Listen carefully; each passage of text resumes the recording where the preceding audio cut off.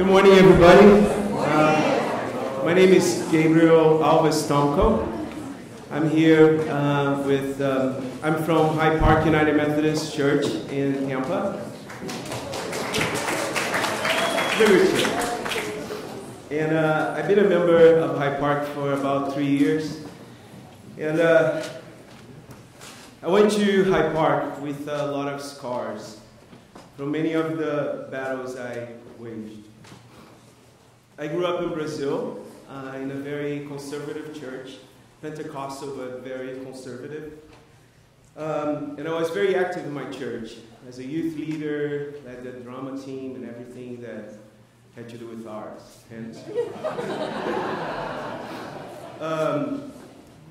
then I came to the United States to study back in 2000. I came thinking like I'm going to just stay for 6 months and go back to Brazil, but then ended up staying until now, 15 years.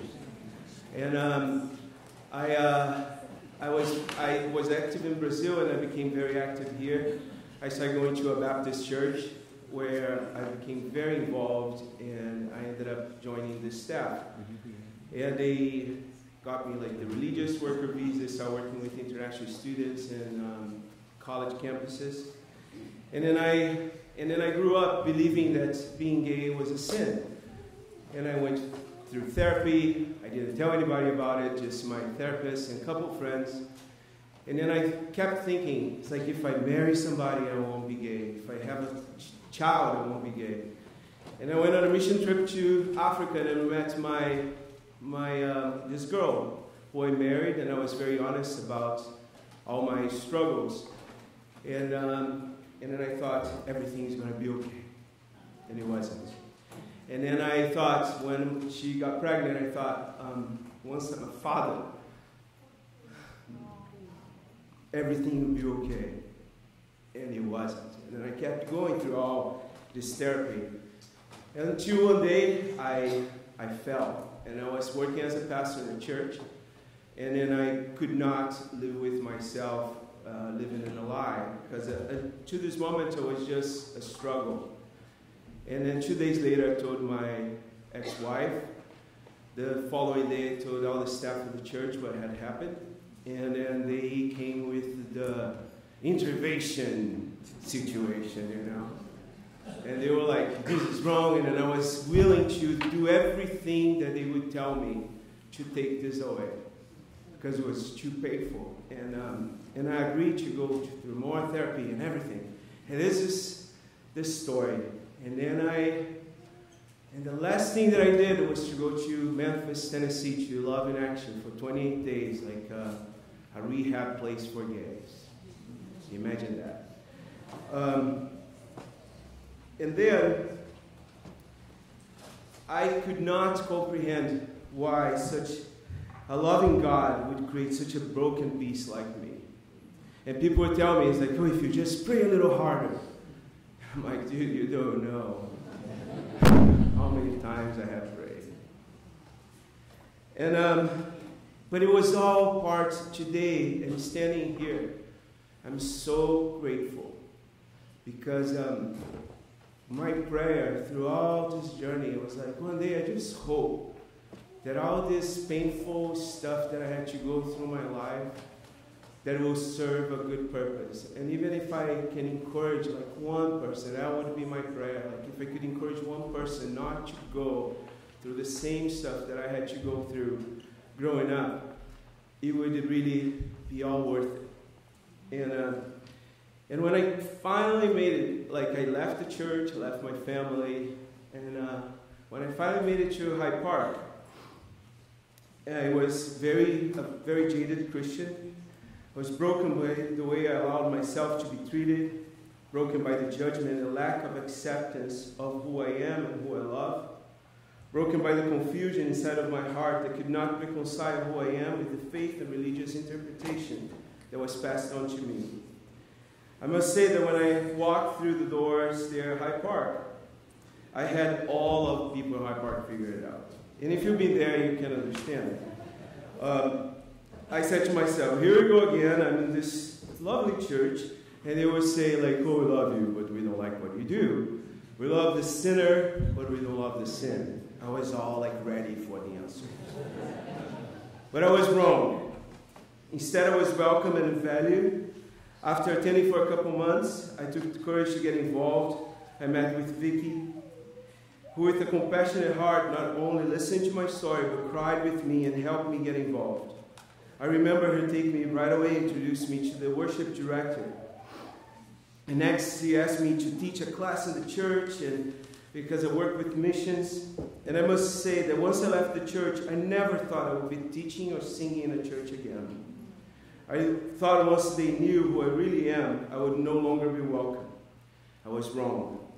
There I was taught once more that God loves me, that I was not a mistake. I was welcome and valued as a human being, child of God who happened to be gay. So many lessons there, so much love, so much true acceptance. And I'm glad to be part of that church. I am happy that I have a church family where me, my husband now, and my kids are welcome and can be an integral part of that church. I got married last September in Hawaii, and when I came back from the trip, the church approached me, the worship director, and said, like, we want to throw you a shower. And I'm like, there you go. And I remember driving to this member of our choir's home, and I'm telling my husband, I'm like, I'm like the planner, and I'm like freaking out about everything.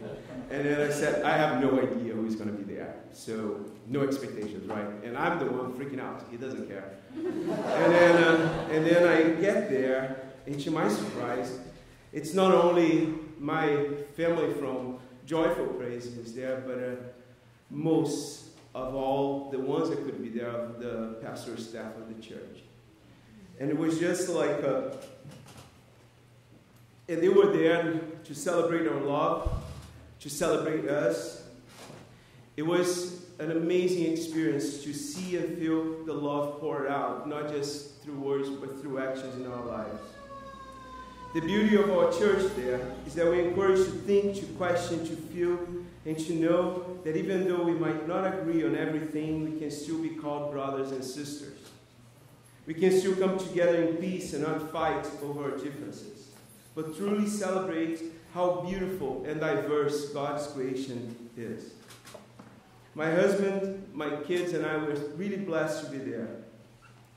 And as I continue this journey, I just returned from this trip to Brazil to visit my family, who it's been quite painful.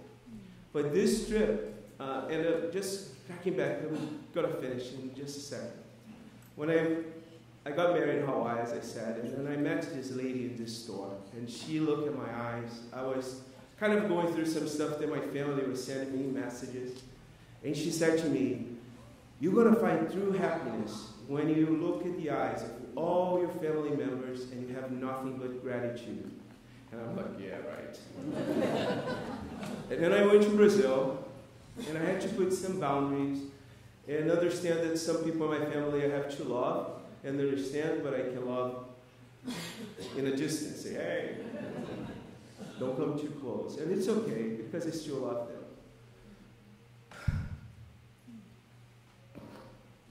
I went on this trip for my dad's 70th birthday. And my dad, amazingly enough, has been my greatest supporter throughout this whole journey. He was here, we had a celebration in Florida. He came for my wedding celebration. But my mom and my older sister were really hard. And amazingly enough, like, our relationships have been slowly healing. And this was the first trip that, on my dad's birthday, my dad got married 3 times.